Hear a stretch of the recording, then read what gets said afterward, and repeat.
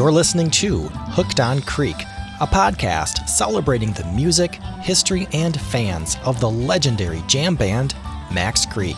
I am your host, Korre Johnson, and you are listening to episode 35. You were just a young girl, you turned my head around. Dancing in the moonlight, I was singing. I was in the captain at my ship that run aground, searching for a heart to bring me home. Thank you for joining me on episode 35 of Hooked on Creek. I think you are really going to enjoy this one because it features my interview with Greg Rosedale. Greg is not only a huge fan of Max Creek, he's also a drummer, and he's had the opportunity to play drums with Max Creek several times over the years. I met Greg briefly at Camp Creek last year, so I was excited to reconnect with him on this podcast to hear about his love of Max Creek, how he was first introduced to Scott Murawski, Greg Vasso and Scott Allshouse, and how those relationships grew into giving Greg so many opportunities to perform with the band.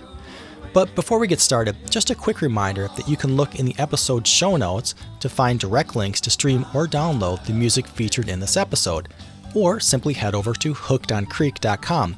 And while you're there, click the contact link and let me know what you think. All right, now let's get started. Greg Rosedale, welcome to Hooked on Creek. Hey, thanks, Korre. It's really great and cool to be on here. I want to give you props before we get going here for the podcast because, it's been really cool to listen to the interviews with all the people you've done, whether it's guys in the band, which is always great to just get, sort of their perspective and stories I've never heard, but also people in the band in the past who I've had no experience with because they were there before I showed up. And then also just, people kind of side people like myself that are friends or have sat in before just to hear what's going on with them and their take. So it's been really great to listen to. So I appreciate it. Well, thanks, Greg. That's really awesome to hear. I mean, I think fans of this podcast might have heard me say before that this project, I guess, if you want to call it that, has given me a lot of joy over the last few years, especially during the pandemic, just to have a way to connect with fans of Max Creek remotely from Milwaukee. And you described yourself as maybe a side story of Max Creek. I'd love to explore a little bit more about that in our discussion today. But Greg, as I understand it, you've been a fan of Max Creek since about 1992, and you're a drummer. And over the years, you've had the opportunity to sit in and play drums with Max Creek a handful of times, including for an entire show. So I'm really just excited to get to know you and hear about your appreciation of Max Creek and your experiences seeing and playing with the band. So maybe to begin with, take me back to the beginning. How did you first get exposed to Max Creek? It's pretty similar to almost everyone you've interviewed, including some of the band members. It starts with the Grateful Dead. I got turned on to the Grateful Dead late in high school. I graduated high school in 1989. And I grew up in the 80s. I was a rocker, man. I was into the Zeppelin, Rush, Metallica, Iron Maiden, the heavy stuff. And I always knew about the Grateful Dead, but I don't know, it just seemed kind of, almost wimpy. Hippies, hey man. And then a good buddy of mine, who I'm still good friends with today, Mike Fici, he was a big Deadhead, and he turned me on to the Dead just through how am I going to put this? When you're just kind of experimenting, he's like, hey, check this out. And he threw on a tape of a second set. Started with drums, go into space, and then come out of something. And I was always like, so wait a minute, they do this every show? Like this drum solo thing? And he's like, yeah, there's two guys and they beat the crap out of their drum sets. And I was like, because I was, playing drums back then. And, I was like, oh my God, Neil Peart's the greatest drummer ever.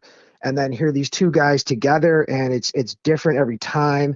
I was like, man, this is really cool. And then the space thing, I was like, they just make these freaky sounds. This is pretty wild. And then I'd be listening to it. And then, they always come out of space with something, the other one, or I Need a Miracle or whatever. And I was like, this is kind of cool. I'm like, I can't believe I'm enjoying this. And then we made a deal where if he came and saw Metallica with me, I'd go see the Grateful Dead with him. And that all went down in 1989. And first time I saw the Dead, July 4th, 89 in Buffalo, New York. And, it's sort of lame to say, but it literally changed my life. It was just an unbelievable experience. And so then it was just, I was on the bus, and then I started seeing, Max Creek stickers and Max Creek shirts, and the same with Fish.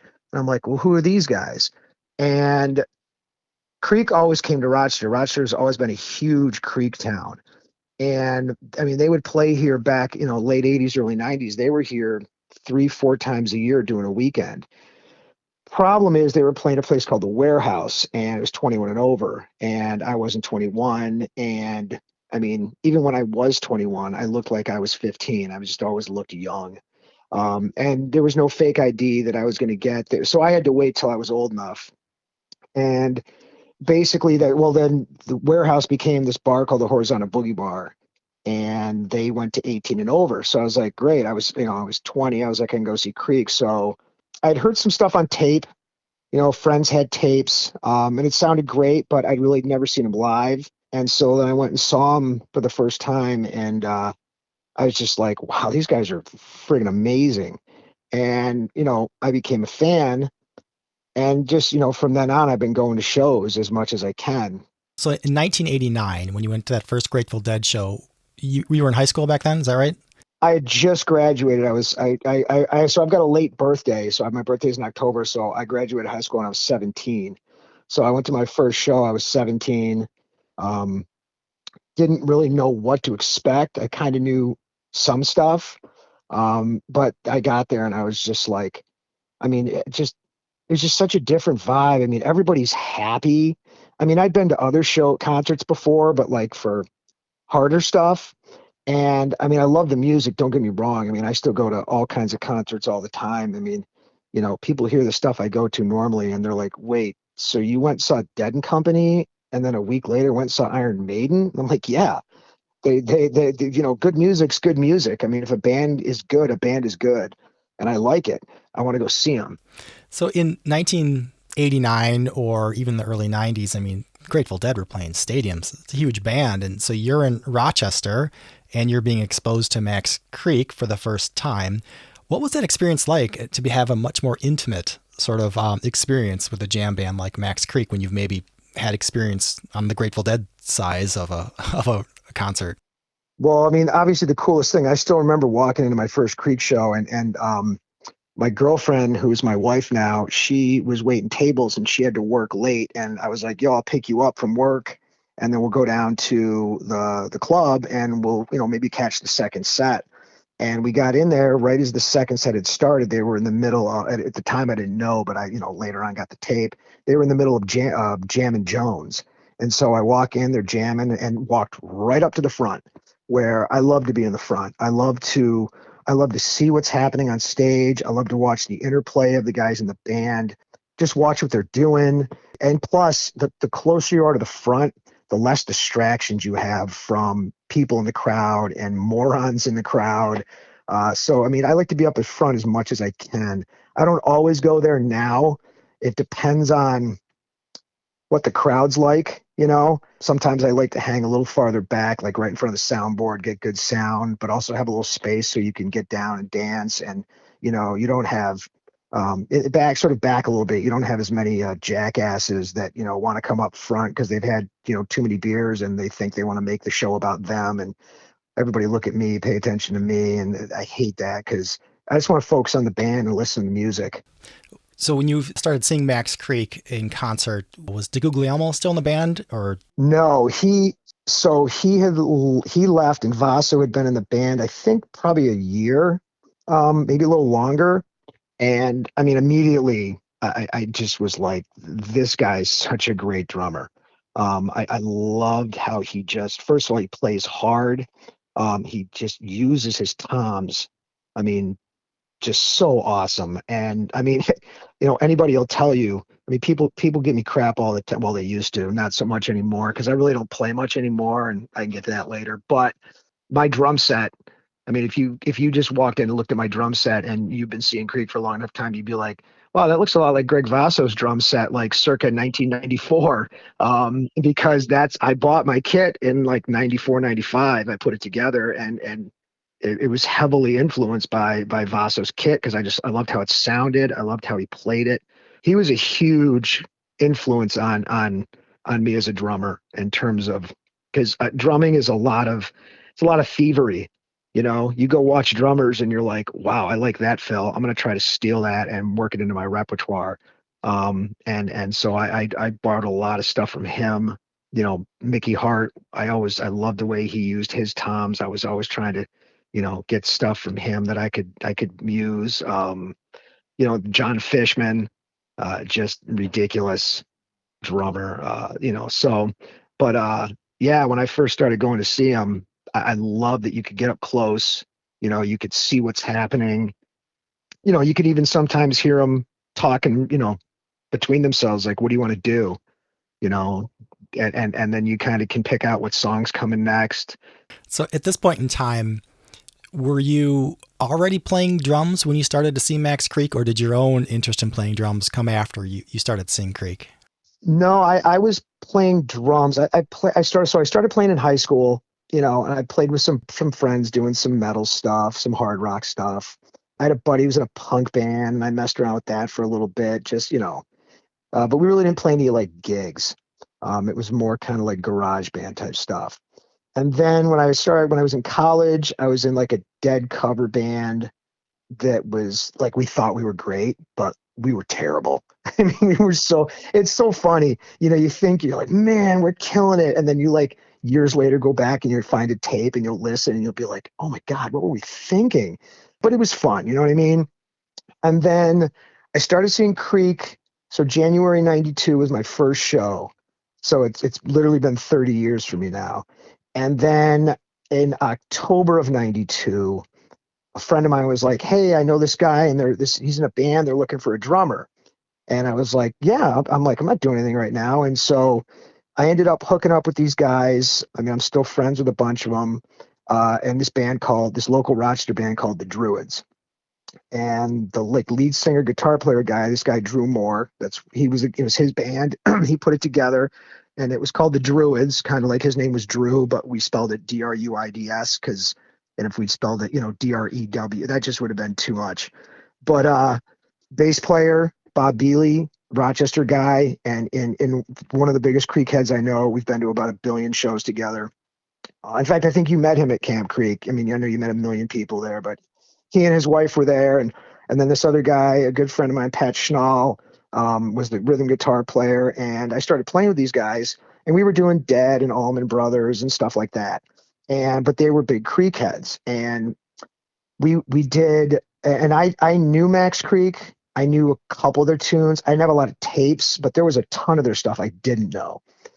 And like we were doing Rainbow, and it would be funny. We'd be practicing and they'd stop and you know, Pat would be like, so you got to kind of do this one fill that DeGoogs always does. And I was just like, okay. I'm like, how about you give me a tape? And, you know, like no one ever had a tape. And so then we started working on the field. And once again, the field was a tune I didn't know. I'd never seen him play it live. I didn't have any tapes with it on it. And these guys just kind of like started playing it. And I just started playing along with what I thought would fit. And no one said anything. So fast forward to August of 93. So almost a year after I've been in the band. And Max Creek's doing a weekend here in Rochester. And we go Friday night and the place is packed. And the lead guy, Drew, goes up to Scott Murawski before the show and is like, hey, man, we have band practice at my house tomorrow afternoon. If you're not doing anything, you want to come jam with us. And Scott, being the guy he is, you know, just such a nice guy. He's like, yeah, sure. So all of a sudden, Bob or Pat, one of those guys comes over to me and is like, hey, man, get to practice early tomorrow. We're going to work on some stuff because Scott's coming to jam with us. And I'm like, I'm sorry. I'm like, what? Like, Scott who? They're like, Scott Murawski. And I'm like, yeah, okay. Like, yeah, you're real funny. Ha ha. They're like, no, seriously, Drew just asked him. He's coming to jam with us. And I'm like, holy crap. So, you know, Creek rips it up that night in front of, you know, just a packed house. And the next thing you know, he's in Drew's basement the next afternoon, walking in with his guitar and amp. Just like, hey, guys. And we're all just like, wow, you know. So we set up and started jamming. We jammed a couple Dead tunes, and then he's like, so you guys do anything else other than Dead? And Drew's like, yeah, we do a couple Creek songs. And Scott was like, get out of here. You do not. And he was like, yeah. And so he's like, well, let's go. So we started playing the field, and we stopped at like the chorus. Scott stopped us. He goes, hold on, you guys are doing the chord progression a little bit wrong. And he corrected them. And then we started playing, and we played it through. And I used to, when we first started playing the field, I used to play that song just straight through, because you know how it slows down in the chorus, what do you say, and the beat slows down. I didn't know that. And I had always just played it straight through fast. And none of those guys in the band ever were like, no, dude, you got to slow down at this part. And like I said, I didn't have a tape or didn't really know the song very well. So I was just playing how I thought it should be played. So we played it all the way through, and we finished, and Murawski's like, hey man, I really liked what you did during that song. And I'm like, oh, okay. And he's like, yeah, he goes, man, that the chorus part, you played it straight through without slowing down. He says, that was really cool. I'm like, thanks a lot. And I'm looking around like what's going on, So we jammed for a little while longer, and it was great. We have, in fact, my buddy, our friend John Hartman, who's another Rochester Creek head who moved away, he's down in Asheville, North Carolina right now. He brought his taping gear over and taped it. So I still have that tape laying around somewhere. We used to listen to it all the time just because it was just so much fun. But so then we go to the show that night. Now, bizarrely, the Saturday night show, Fish also happened to be playing right down the road from Rochester at an amusement park called Darien Lake. It's like halfway between Buffalo and Rochester. So the Creek show was dead. There was literally Friday night, there were probably 300 people there. Saturday night, there were maybe 50 people. Wow. Yeah, because everyone went to Fish. So Creek comes out and opens with the field. And he had Vasso play it straight the whole time like I had done. And I'm standing there like, is this happening right now? Like, oh my God, this is crazy. And the show went on. And then, it's like almost to the end of the second set. And I'm standing there, and I'm about 10, 15 feet back from the stage, dead center, just getting the best sound. There's not a lot of people. I got a great sight line. I look to my left, and Mike Gordon is standing right next to me. And I'm like, this dude looks like Mike Gordon. I'm like, wait a minute, that's Mike Gordon. I'm like, what? And apparently what happened is when the Fish show finished, he jumped in a limo and cruised back to Rochester to catch the end of the Creek show. So the show ends, and I just wanted to go up to Scott and say, hey man, thanks for today. Like jamming with us. He told stories. It was great. And for Bob and Pat in the band, those guys had been seeing Creek since the 80s. So for them it was just mind blowing, and for me it was really cool. And so I just wanted to say thank you. And I go up, and he was talking to Mike, and I'm like, he saw me, and he's like, hey man, I'm like, listen, I just want to say thank you. And he's like, no problem. He's like, what'd you think about the field? I'm like, yeah, that was really cool. He introduced me to Mike really quick. That was amazing. And then he's like, hold on, before you go, he grabs Vasso and introduces me to Vasso. He's like, this is the guy I was telling you about. And Vasso kind of starts talking me up, and I'm talking to him. Nicest guy in the world. I'm sitting there like, I've got this stereotypical image of like, guys in bands that have any popularity, and they don't want to talk to fans, and they got security and backstage stuff, and Creek was just a complete opposite. And the next thing I know, Greg Vasso's handing me like a card, and he's like, hey man, here's my number. He's like, next time we're coming into town, he's like, give me a call. He's like, I'll put you on the guest list. He's like, we can hang out, talk drum stuff. And I'm like, okay, just great. And so that's how it started. And then every time that they were in Rochester, I'd give Vasso a call, and, we'd talk, and he'd throw me on the guest list, and, I'd go back in the back room, and, then I'd, talk to Murawski, and I kind of got to know him over the years, and then got introduced to John and Mark, and, they had this guy managing them for a long time, Eric, and, the different sound guys they've had, and I just kind of got to know them. And then when Vasso left, I still remember getting an email from him saying, like, he sent me this long email in like 90, I think it was like early 96.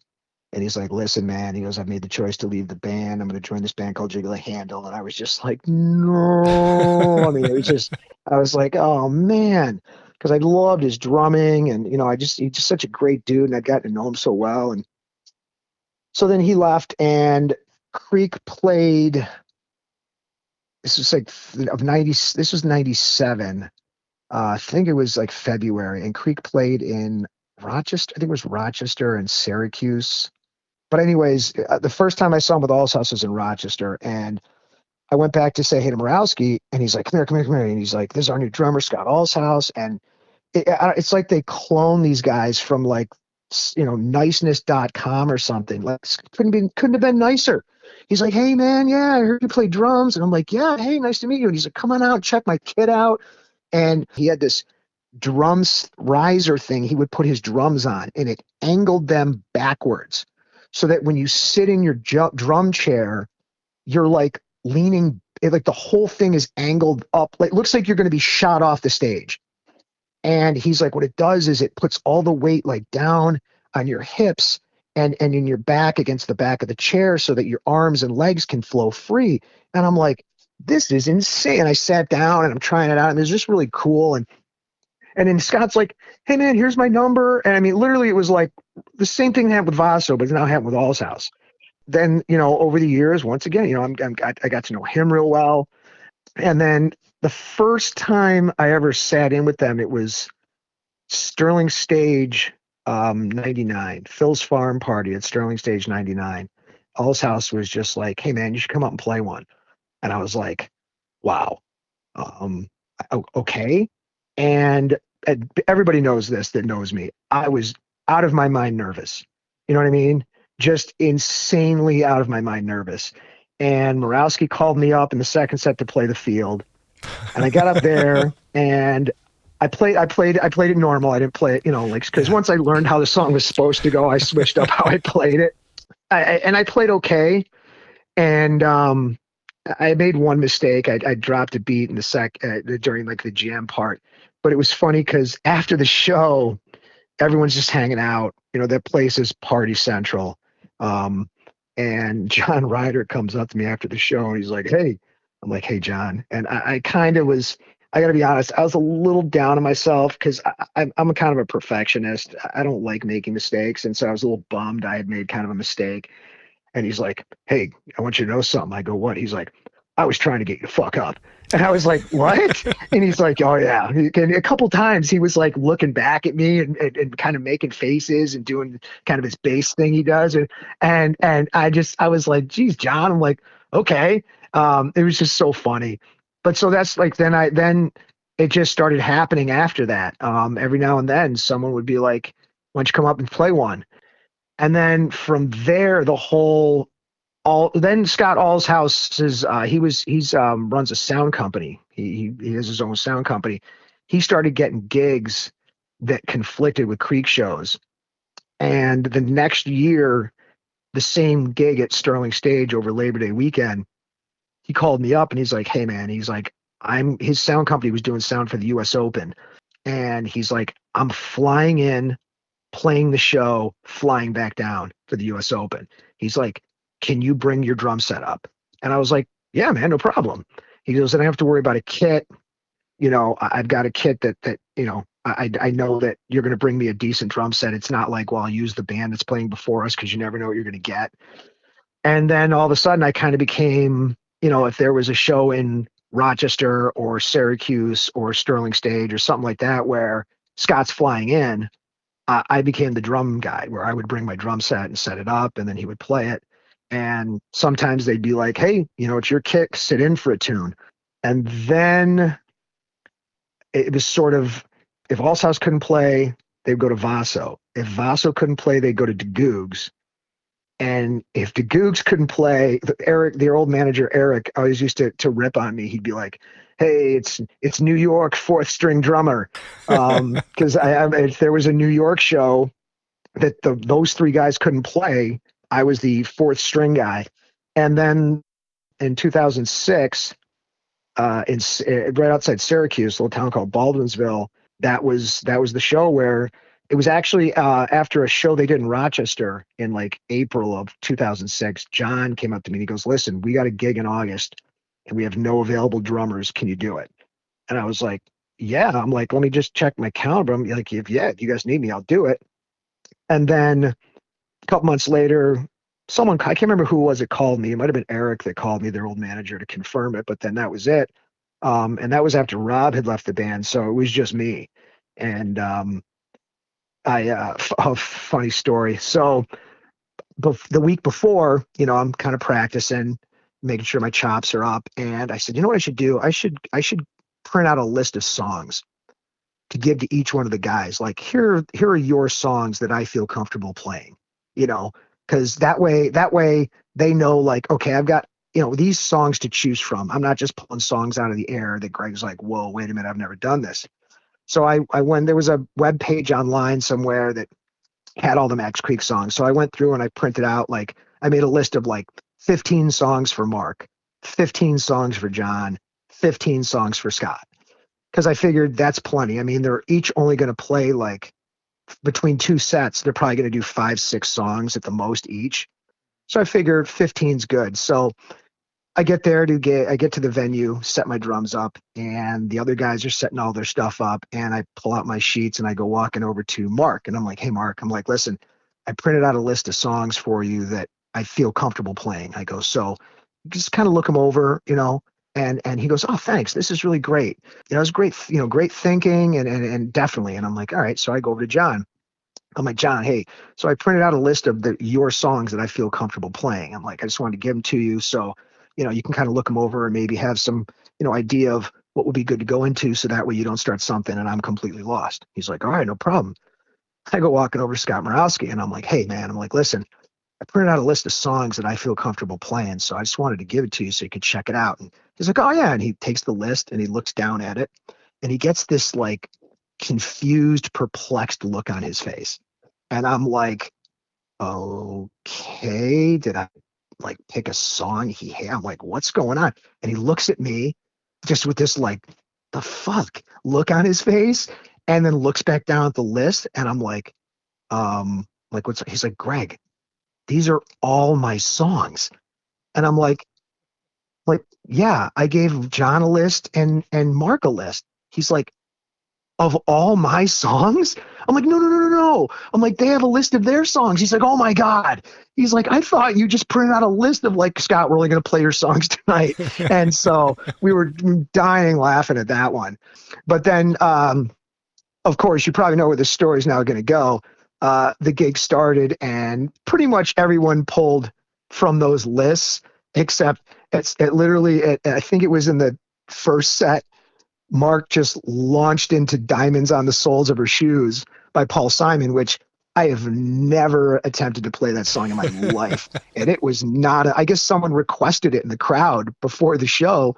And Mark was just like, and I was like, oh no. And I pulled it off. You know what I mean? I'm like, I'm going to try this beat. I'm like, all right, this is working. And just, I know the song, I just have never played it, so that was funny. And then, at the end of the night, I'd asked Murawski, I said, listen, my wife's one of the favorite songs my wife likes that the band does is she loves Talking Heads and she loves when they play Life During Wartime.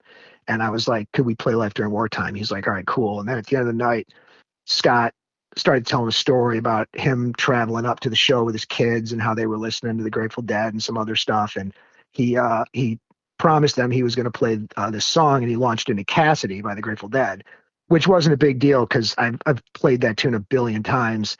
So that was fine. But it wasn't on the list, but it didn't make a difference. And then we went right from that into Wartime, which was kind of cool. Mm-hmm. And this is, I may say this and you're like, okay, whatever. But honestly, so during Life During Wartime, when Creek would do it, Scott would sing the line, the sound of gunfire, often, you know what I mean? And Rob would always go up to his high conga and be like, da-da-da-da. There was like a staple fill from Rob, sound of gunfire off in the distance. Da-da-da-da. And so when we launched into it during that show, he starts playing it. And I'm thinking like, okay, is my tempo good? Stuff like that. And all of a sudden we get to that part and he starts singing it. And like, the brain works so fast. All of a sudden my brain's, ahead of the song going, do that Robville. And to my left on my drums, I have these two plastic wood blocks. And he was like, the sound of gunfire off into distance. And I just nailed it. I mean, just absolutely nailed it. And honestly, driving away from that show, I mean, there was a lot of other stuff I played that was, I was like, yeah, that was really good. But like that stood out to me, like, as like just the perfect fill. And then in even the encore that we did, Henry Back Porch, which that, I was pretty psyched about that too, because Back Porch, that wasn't on the list. And they launched into that, and I was like, here we go. And they speed it up at the end, and I was just like, all right, this is either going to be a train wreck and it just boom, just nailed it right on cue. So it was, that was really cool. So so that's how that gig ended up happening. Is I was kind of like the New York State 4th-string drummer for a while. So just to catch our listeners up, so this was back, I think, on August 26th, 2006. And my notes have it at the Budweiser Amphitheatre at Papermill Island in Baldwinsville, New York. Does that sound right? Yeah, it's this really, really cool venue right on the Erie Canal. I mean, you've got the canal on both sides, and then this stage. It's just a really, really nice place to see a show. I've been to a couple shows there, and it's a really cool place. And I think you're probably lucky because that show was recorded and it's posted online. So have you gone back and re-listened to that show? Oh, absolutely. I think I've listened to it about 1,000 times. I have it on my phone. I've got like 100 live recordings of different bands on my phone, and that's one of the ones I have from Max Creek, just because it's probably the best I played with them. I mean, there's different times so back, I forgot this part. So back in, it was 2000. That was the first time Allshouse was like, I'm flying in, can you bring your drum set? And I was like, yes. I brought my set, I set it up, and Scott Murawski comes up to me and he goes, hey man, Allshouse's plane is late. And I go, oh, okay. And he goes, so what are you doing for the first set? And I'm like, playing with you? And he's like, yeah. So I ended up playing the first set. That was the first time I did anything extended with the band. And I've gone back and listened to that a couple times, but I hate it because early on when I was sitting with those guys, I would get super nervous, man, just because it's like, I don't want to do anything to mess up the music. Like, I want people out in the crowd to just be like, it's Max Creek, let's go, And I don't know, I just would get inside my own head. And once I started playing, I usually would be okay, but I sped everything up that show, everything. Like, I go back and listen to it and I'm like, God, why are you going so fast? And then that actually became a little bit of a running gag, people busting my balls and stuff like that. It's so much so that one, I think it was 03. Yeah, it was 03. Creek was doing a 3-night stand in New York. They were playing a Thursday night in Buffalo at like one of those like free, like Party in the Park type shows. They did Friday night in Syracuse, and then they were doing Saturday, like late afternoon, early evening gig at this place called Gloversville, New York, that I don't think they've ever played at, this like outdoor bar stage. And so we all call it the Chicken Wing Tour because of this chicken wing thing that happened. But anyways, so we went to the Buffalo show on Thursday. We went to the Buffalo show was, typical decent show. Went to the Friday night show in Syracuse, which that was the blow your head away show. I mean, that was the boom, bomb went off, amazing show. And Vasso was playing. Vasso was there all 3 nights. And then the Sunday show in Gloversville, or the Saturday, it was Thursday, Friday, Saturday. The Saturday show in Gloversville, we all show up and we're all hanging out. And I guess behind the scenes, Eric, the manager, and Eric loved to bust my chops about stuff and mess around. And he went to Murawski and Vasso and said, hey, I got an idea. Let's get Rosedale wasted and then bring him up to play Sympathy for the Devil with Vasso singing. And they were like, let's do it. And so Eric then told my friends, Bob and a couple other people. So I was broke. I did not have much money. I got into the show And I was just like, I'm just going to hang out. I'm not going to really drink or have it, because I like to have a few beers if I'm in a show. I wasn't driving, so I'm not worried about that. But all of a sudden, people just start coming up and handing me beers because there's this whole behind the scenes, like, let's get Greg really drunk and then have him come up and play with Creek. And so I don't know this is going on. So all of a sudden, my friend Bob Bealey, who doesn't drink, comes walking outside out of the bar, and we're all just kind of a bunch of us standing in a circle talking. And he's like, man, the weirdest thing just happened. And we're like, what? And he goes, well, I went up to the bar and I ordered a ginger ale, and the guy gave me this glass full of Jägermeister. And I mean, picture like a soda glass. I mean, this isn't a shot of Jägermeister. This is like a soda glass full of Jägermeister. And I'm like, wait a minute, what? I'm like, that doesn't even make any sense. You ordered ginger ale? And I go, who pours that much? He goes, yeah, here, Greg, why don't you take it? And our friend Pat, who didn't know what was going on, is like, I'll take it. And I kid you not, like 10 people all were like, no, at the same time. And he just froze like, what's going on? And I'm looking around and I'm like, wait a minute. I'm like, what is this? I'm like, people are handing me beers. I'm like, you just brought out a glass full of Jägermeister. And, then they're like, oh, man. And I'm like, something's up. And then they were like, yeah, Eric wants you to get drunk so you can go. And I'm like, I'm fine. I'm like, I can sit in just fine. And we did. I went up, for the later, I think for the encore end of the second set, and did Sympathy with Vasso coming out and singing, which that was always I did that a few times with them. That was always one of my favorite things in the world because it's a rockin' tune, and man, Vasso just every time crushed it. Just so much energy. And, I'm a rocker at heart, man. I love it when bands just come out and grab you by the collar and just shake you around with their music. And that's one of the Creek tunes that when they do that does that. So that was always a blast. But yeah, so, I mean, it's been a lot of crazy, funny stories over the years and bizarre things that have happened that have let, one thing leads to another. And 30 years, right? So yeah, you have some perspective maybe on the scene that has surrounded Max Creek over this time. How do you think it's changed maybe from the early days from when you were seeing Max Creek until now? What's the crowd like? How's the music changed, or what hasn't changed maybe?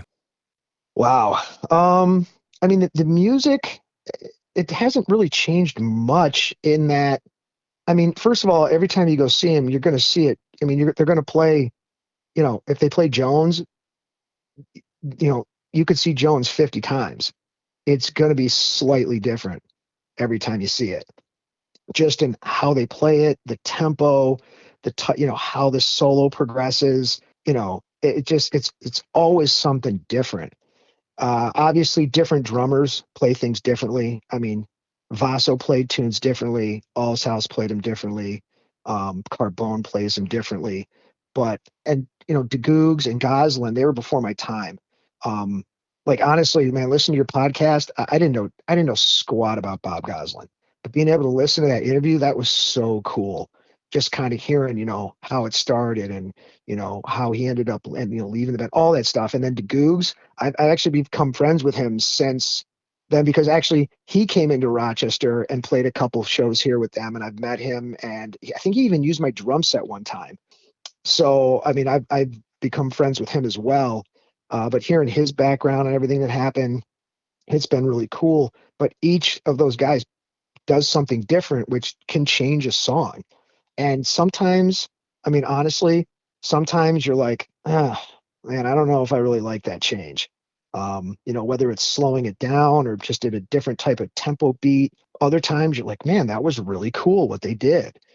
Those are the biggest changes I've noticed. In terms of the crowd and the fans, there are a lot of hardcore Creek heads that I go to shows and I've been seeing there. And whether they're from Rochester or the New England people, they're still there. There have been a lot of people that were there and are now gone, and, the crowd, it's, definitely gotten older, but, you'll still see young kids showing up. I know that I very rarely, I'm a teacher and I've been teaching for 26 years. very rarely do I go to a Rochester show and I don't run into a former student that's now, an adult, and got into Max Creek. Some kids got into Max Creek 'cause I used to have a Max Creek poster in my classroom till I had to take it down because they were painting the walls and it ripped. It was a bummer. But anyways, there were kids that, what's Max Creek? And I'm like, oh, it's a band. And when they got older, they got into them. And now I'll run into them at shows, which is great. But, the crowds, unfortunately, have gotten a little bit smaller. When they come and play Rochester, it depends, man. Sometimes they'll bring in a great crowd. Other times it's not that great. And, they always just come out and they still just come out and they're like, we're just going to play, and they kick ass. After 50 years, over 50 years now, it's incredible for any band to keep it going that long. When you think of all the things that could have happened to not have a band stick around, what do you think is pushing them along to keep it moving ahead and to keep putting on these shows and bringing fans together? It's got to be the fact that they love doing it. I mean, that's got to be what it is. They just love getting up there and making that music, whether it's in front of 25 people or it's in front of, 2,500 people. They love getting up there and doing it. That's the only thing I can think of, because I know me personally, I don't really play that much anymore. I just sort of fell out of playing drums because life got too busy. I mean, I had 3 kids, and 2 of my boys played hockey and my daughter was into cheerleading. And, it got to be real difficult getting home from a gig at 3 a.m. and having to get up, 4 hours later to go to a hockey game. And it just kind of stopped becoming fun. And it never used to be that way. It was always fun. It was always fun setting up, and I also, not only was I setting up drums, the bands I played in, I would help set up sound, and you play the gig, then you're breaking down. It was always fun. And then all of a sudden it just reached a point where it just wasn't really fun anymore. It was like work. And I was like, man, this isn't really what I want it to be. And I just sort of stopped playing, and I have more fun going and watching people play now. I mean, and I haven't, Creek hasn't asked me to sit in a long time, and I am fine with that, because I really haven't been playing anymore, and I wouldn't want to get up there all rusty and fuck up the music. You know what I mean? I just wouldn't want to do that. I mean, if they called me up for one tune, I could do that.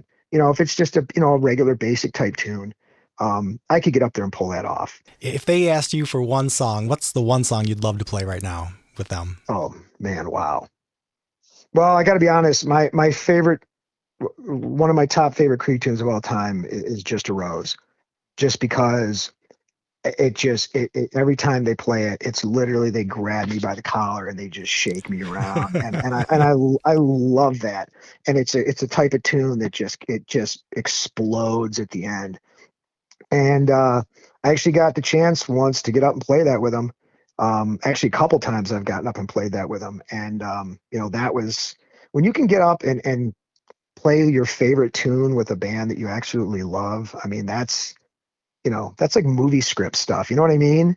It's something that you just never think, I'm going to get the chance to do this. So, I mean, I am very, very appreciative of the fact that I've been able to do that, and to, be able to become friends with those guys and get to know them, because all of them are just the nicest guys in the world. I mean, just so gracious. And I can't thank them enough for being the way they are, because it's just been such a great experience to get to know them, on a personal level, but then also be able to go out, and whether I was up on stage playing with them or down in front dancing around like a moron, you know what I mean? It's just been a lot of fun. Hey, Greg, this has been just so awesome that you took the time to talk with me today. I should acknowledge we're recording this on Sunday, January 16th, and you had other plans for this weekend, didn't you? Yeah, unfortunately I did. Actually, right now I probably would be hanging out on a beach in Mexico outside Cancun, getting ready for my 3rd Dead and Company show at Playing in the Sand. But that all kind of fell apart because of COVID, as so many other things have over the past couple of years. But, it's I think it's like 8 degrees here in Rochester, New York right now. So, it is what it is. But honestly, again, I gotta thank you, man. Anytime I can hang out and talk set lists or Creek or tell stories about Creek and music, I mean, I love to do it.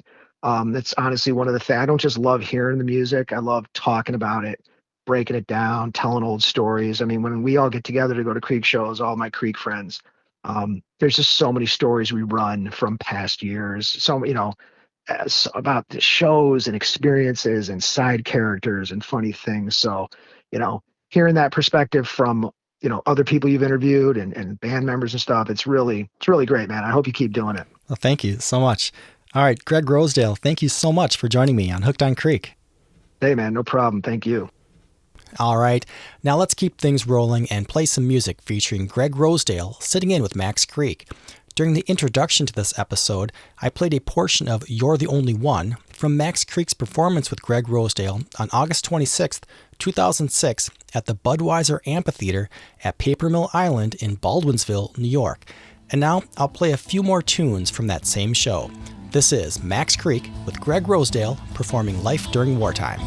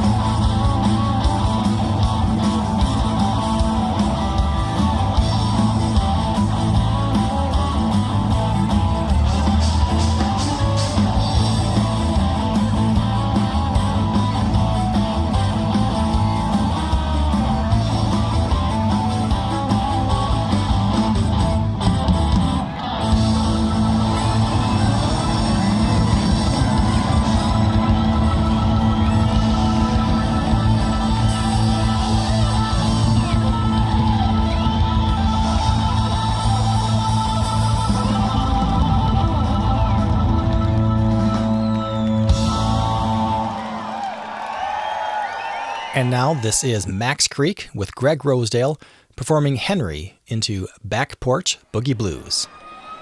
Okay, cover your little kids' ears now, ready? This is shit-kicking music, ready?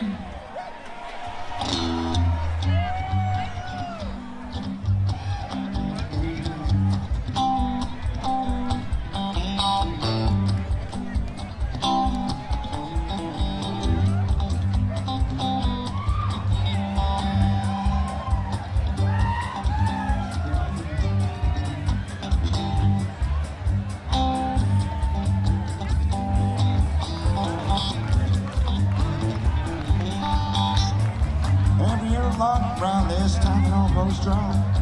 Looking around for love and money, better get you high. Henry got his truck, he said he'd go to Mexico. See if he could come back holding 50 keys of gold.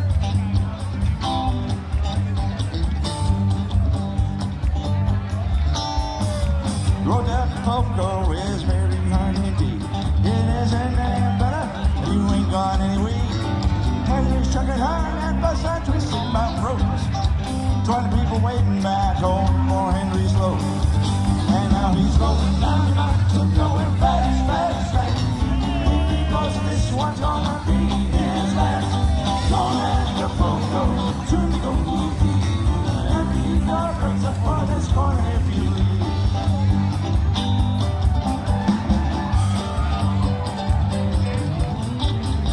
And he got to Mexico and he turned his trunk around, talking to the man who had it rubber from the ground. Henry tasted, he got wasted, couldn't even see. And how he got to drive like that, he knocked a flea into me. And now he's going down the mountain, going fast, fast, fast. If he goes, this one's gonna be his last. Gonna have to Poco, turn to go get me. Henry, keep your brains up on this corner if you please.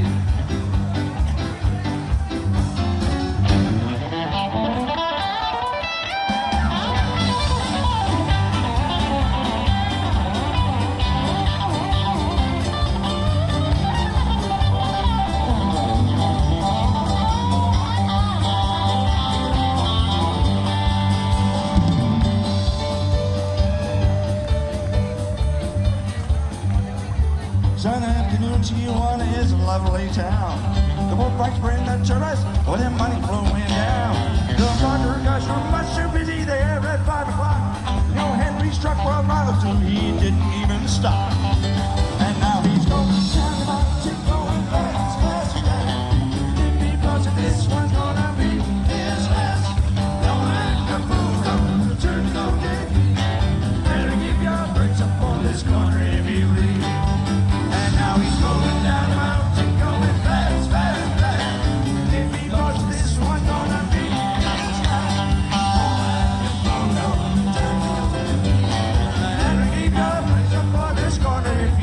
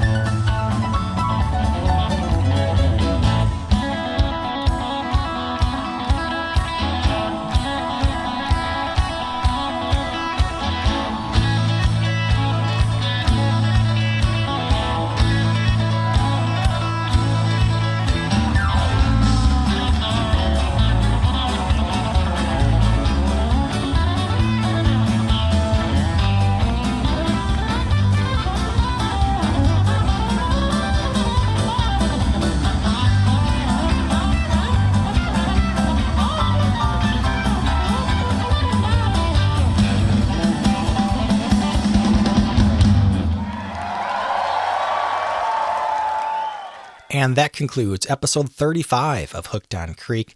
Big thanks again to Greg Rosedale for sharing his stories on this podcast. I really hope you enjoyed our conversation. Do you have a story to share?